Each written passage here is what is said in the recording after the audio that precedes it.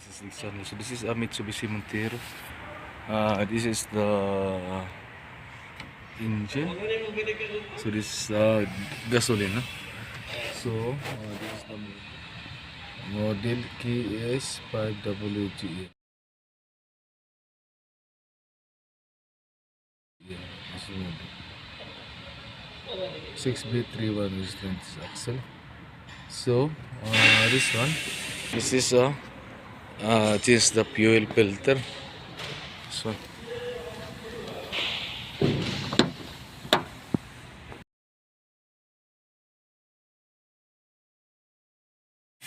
this is the fuel pump assembly. This is a Mitsubishi Montero. This is a diesel. Oh no, excuse me. This is gasoline. Okay. So this is the fuel pump. So in the back seat side. So I pull out this one. Actually, this is a 60,000 kilometer service. Need to change the fuel filter. So I pulled out first this one. Yeah.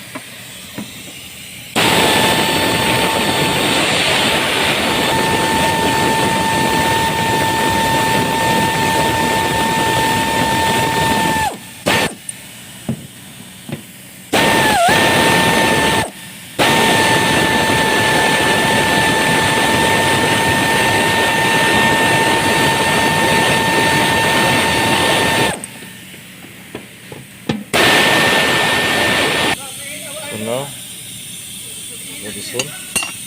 Okay, careful. This is the fuel pump assembly. So this is with the housing. So careful to pull out this one. Okay. So they have a float. Yeah.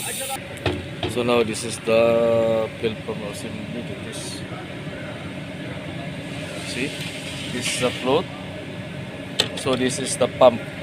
So this is the housing. This is the filter. This is this housing. This is the housing filter. So this is a complete. So I show you this one to complete video. So this is the part number of fuel pump. Okay, a fuel filter assembly. This one. See. So this is called unboxing.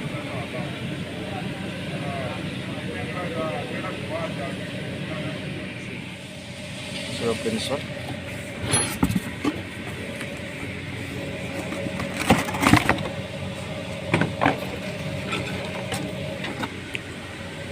See, so this is the pump.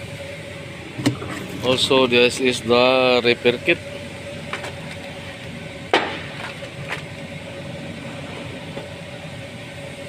So this is the old one of the fuel filter. This is the housing. See this one. So this is the strainer. So this is the O-ring.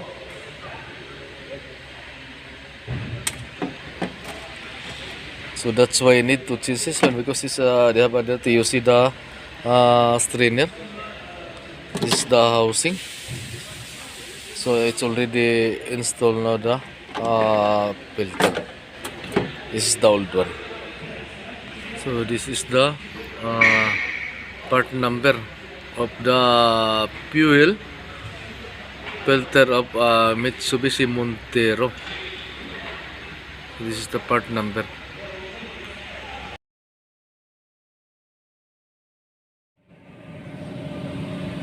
So now this is the old one.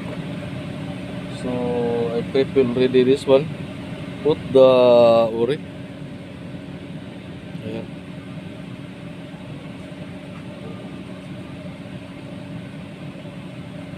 So this is the pump, no? See?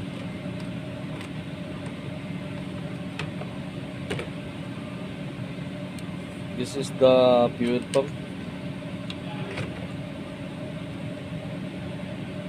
Change this one. So you have new O-ring. So first, make it lubricate the O-ring. Here.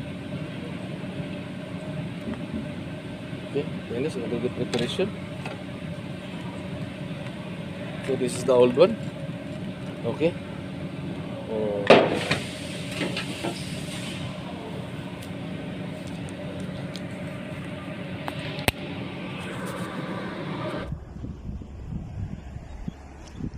You know.